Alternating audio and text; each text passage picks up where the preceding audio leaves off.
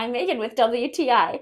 So listen, our skin goes through a lot of abuse and sometimes it needs to be spoiled. That's why I really love these sheet masks by GLAM Up. I love how saturated the sheets are when they come out of the package. You really know that there's a lot of serum on these things, and it felt so moisturizing when I wore them on my skin.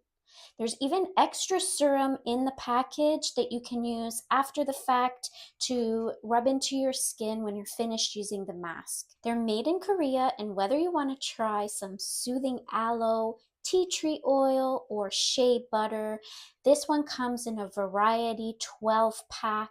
So they're all a little bit different, which is actually perfect for a girls' night.